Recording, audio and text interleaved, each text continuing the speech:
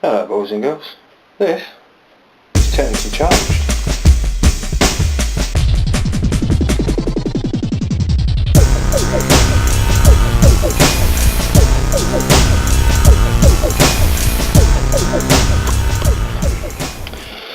Okay then, technically challenged tutorial 2, the Genesis atomiser.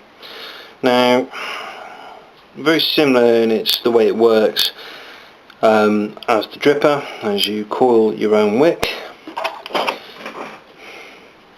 Can't see it here because this is a very well used one, obviously ready to be changed.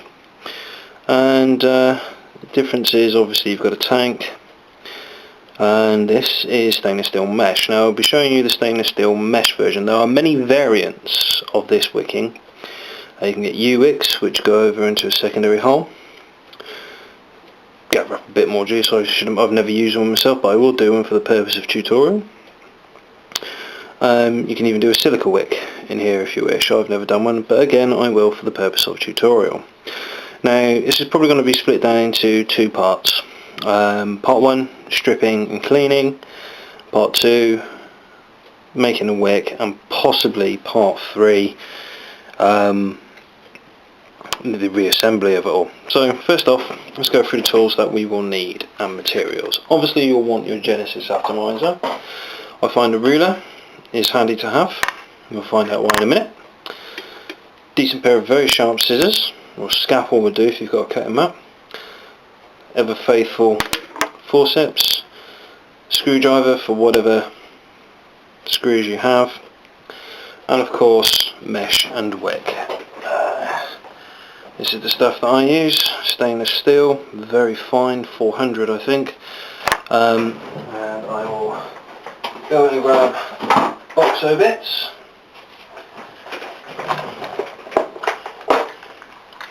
And the ever faithful countful ribbon that I use. You can use wire, but ever since I've started using the old countful ribbon, I pretty much stick to it.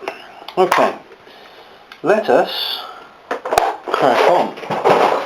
Now, when you strip your atomiser, it's always a good idea to give it a bath. So we'll start off with the centre post. Now, as you can see, my auger is still very much in its boxed state, as in this is the way I got it, with the 3mm thumb sort of bolt things here.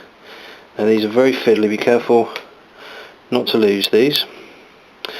Now obviously I've only taken the top one off, which now releases my ribbon. That's obviously the positive, and this obviously is the negative. You have to forgive me if I'm a bit cack-handed and obscure, but I don't want to lose bits. Negative screw, again in the bath. Don't need that bit at all, because that's getting ditched. And now we go for the really fun fiddly bit of taking all three of these off. What a lot of people do, and I'm yet to try myself, is take the bottom two bolts off, or even just the middle one out, and replace it with a spring and a washer from Penn or something. I can see the reasoning why. It may make getting the old what's your centre pin, the old oh, I lost the word's name, positive part of your coil in easier and whatnot. I will give it a go and let you know what I think of it. Anyway, obviously we can bin that bit, so we're replacing that. Top cap, drip tip. If you don't know what that is by now, then you probably never will. Some of them just pull apart the auger screws around a sort of central sleeve for, there you go, Pyrex tank with the old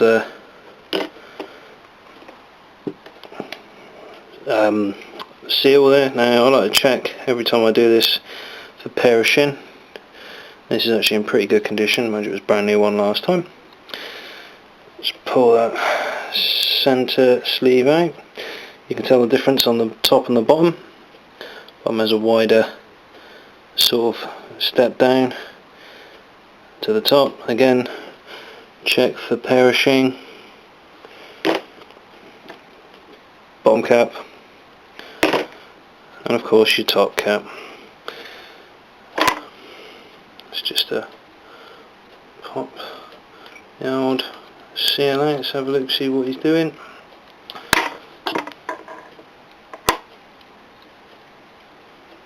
Come here, bugger.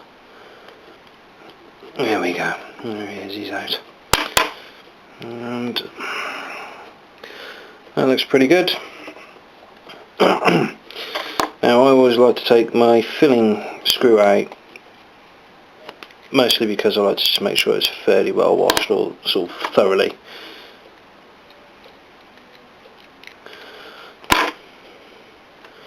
There we go, pretty much fully stripped apart. You notice I didn't take that one small screw out, mostly because I don't use it, so it never comes out, it never really gets anything in it. Okay, bit of juice abuse there, but you will get that if you've got any left in there. I did try that juice out, it was bloody horrible, so obviously time to change the wick, clean up, and there you go. Everything in a nice lovely vodka bath. I'm not going to tip it up too much, but you can clearly see what's going on there. I shall leave that for a few hours, you know, let it all sort of seep in and give it a stir about every now and then, just make sure all the bits of gunk are off. And next we'll go on to cutting your mesh. Now, for the next part, you're obviously going to need your mesh. Real simple stuff. You can usually get an A4 sheet, it's pretty cheaply. I think this A4 sheet cost me about £5. We'll need one. You remember this old faithful from the last video. Of course, this is where your scissors come in, and so we don't get burnt fingers. Forceps, tongs, whatever you want to call them. Now this is where I use my ruler. Just find me a pencil. Now some people have said to me, why do I mark out in pencil? For fear of getting graphite poisoning. Well, I'm going to be burning this pretty hardcore in a minute. Now I like to make my sheets 30 by 35 mil. Reason being, it makes it thin enough to go through the hole, and makes it tall enough to sort of clear the positive pin, and you know, so you can trim it out to fit once you're done. Okay, so there we go. I don't know if you'll be able to see that marking. I can see it here on the back of the camera. Let me just cut that out.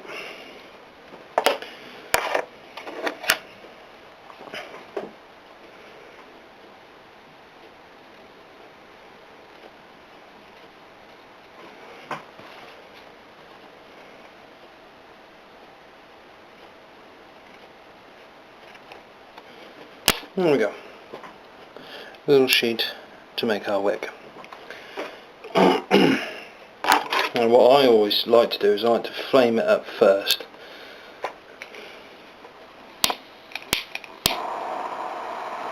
So it goes red hot almost instantly. You can see there's little bits of filament burning off.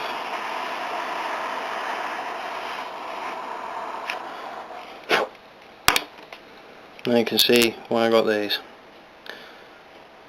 because obviously that's quite hot. Let's finish off that bit. There we go.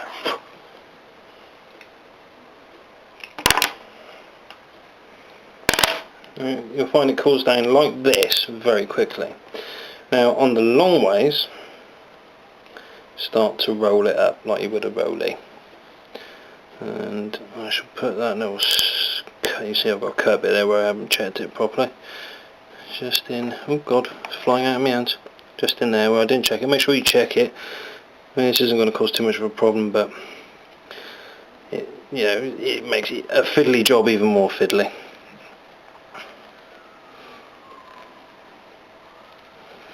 There we go. One rolled up wick.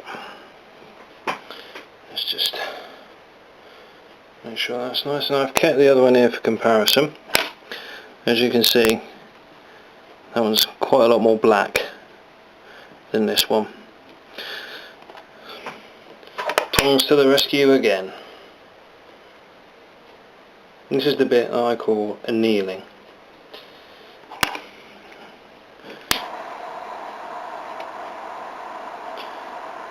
Now the reason we do this is to create a coating of carbon, and this also in turn creates resistance. Now in a lot of variable voltage mods, they'll have a resistance cut-off point, usually about 1.2, 1.3 ohms. The more you do this and the more carbon you get on, the better. Now I shall do this one more time and then I shall cut off, finish this little job up and go to the next stage. Obviously if you anneal it with water, it's going to take a lot longer to get it red hot, because you obviously got to burn the water off first. See, it's barely going at all now. There we are, there it goes. Make sure you get it red hot.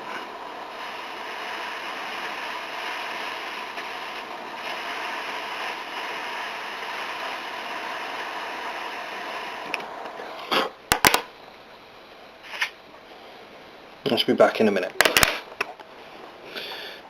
And there you go. It's been annealed dry quite a few times now, and as you can see that's gone quite black. Now I use a secondary set of annealing, but this time with juice. Now what I generally do is, again, the good old forceps, and just give it a liberal coating.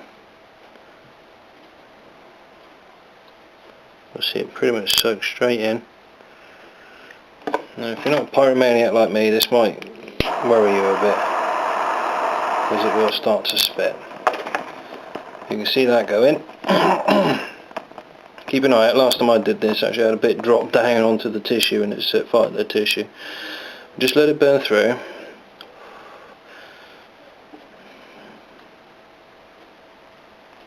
Soak up again. That's soaked right in. Once you use a juice you don't mind wasting for this. And just do this a couple of times until you get that wick nice and filthily black. Proper black. You see it's going already, look. Look at that. Just gives you that extra bit of carbon. Let's get a bit on this in there, shall we?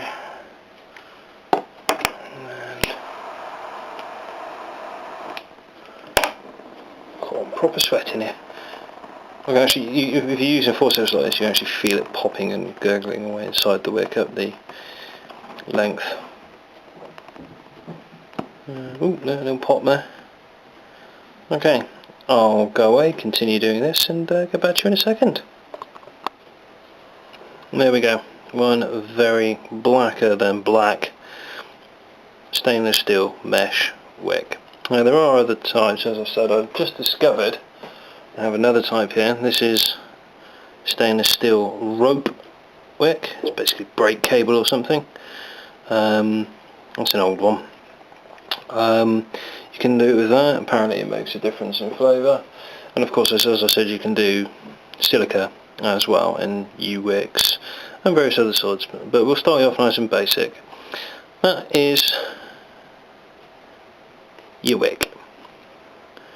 Now that's the end of part one,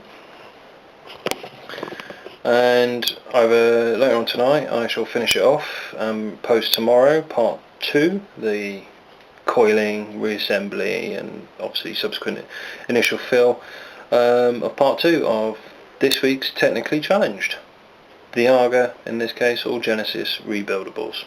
I've been Fury 79, you have been gorgeous. Peace.